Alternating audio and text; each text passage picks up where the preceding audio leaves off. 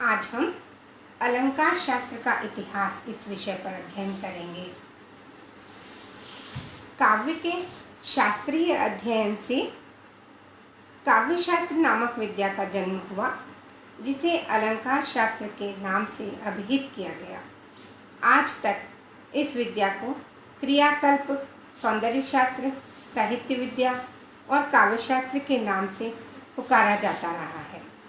भारतीय वाङ्मय की आलोचना पद्धति का नाम ही अलंकार शास्त्र था। काल विभाजन, जैसा कि यहाँ पर बताया गया है, प्रथम चरण, द्वितीय चरण और द्वितीय चरण के दो भाग और तृतीय चरण। तो यहाँ पर काल विभाजन की दृष्टि से अब हम अध्ययन करेंगे। भारतीय अलंकार शास्त्र की विकास यात्रा को बीज रूप में वेदों में देखा जा सकता है। वैदिक साहित्य काल से लेकर ईस्वी सन की 17वीं शताब्दी तक इस विधा की अति महत्वपूर्ण उपलब्धियां रही हैं।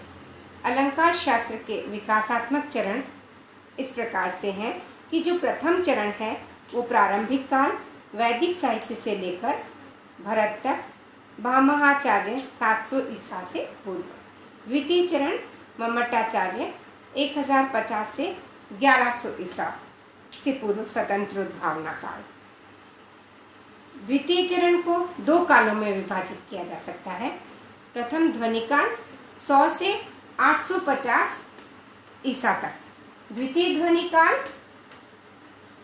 850 से 850 ईसा से 1100 ईसा तक, और तृतीय चरण है मम्मटाचार्य के अनंतर समन्वय युग 1100 ईसा से 17वीं शताब्दी तक।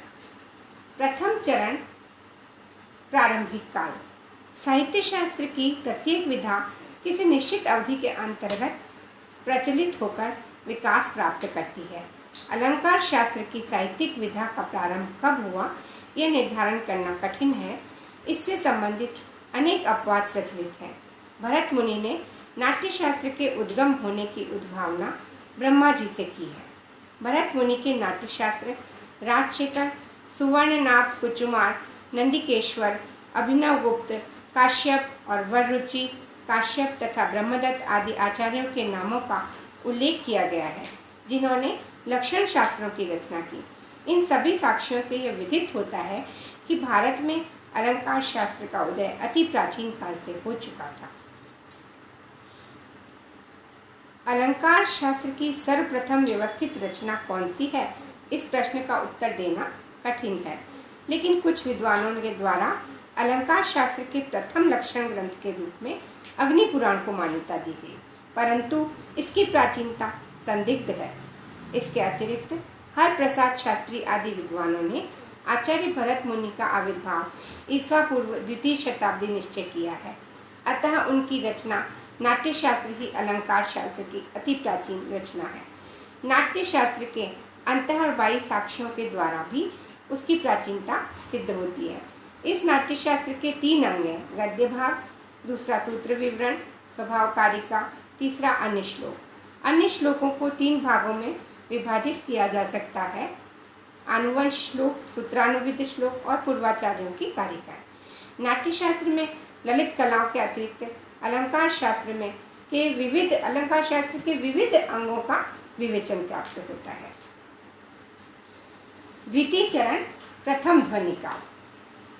अलंकार शास्त्र के इतिहास के द्वितीय चरण के प्रथम ध्वनि काल के अंतर्गत जिन आचार्यों के नाम प्रतिष्ठित किए जा सकते हैं वे हैं आचार्य भामा, आचार्य दंडी, भट्टोद्भट, वामन और रुद्रट। आचार्य भामा अलंकार शास्त्र के प्रतिष्ठापक थे। उनकी रचना काव्यालंकार अलंकार शास्त्र का प्रथम स्वतंत्र एवं व्यवस्थित रचना है। इस रचना के अंतिम पद्यानुसार यह अनुमान किया जाता है कि ये कश्मीर देशीय बौद्ध थे। भामा आचार्य दंडी के पूर्ववर्ती थे।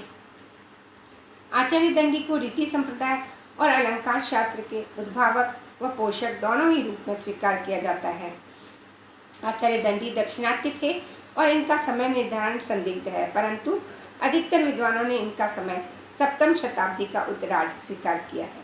इनकी प्रसिद्ध 3 रचनाएं दशकुमार चरित, छंदोविचिति, काव्यादर्श। काव्यादर्शी अलंकार शास्त्र का ग्रंथ है। भट्टोद्भट अलंकार संप्रदाय के पोषक थे और इनकी कीर्ति का आधार ग्रंथ अलंकार सार संग्रह है। आचार्य वामन ने काव्यालंकार सूत्र की रचना की। इनका समय सप्तम शताब्दी और नवम शताब्दी के मध्य निश्चित होता है। इस ग्रंथ की रचना प्राचीन सूत्र शैली पर की गई।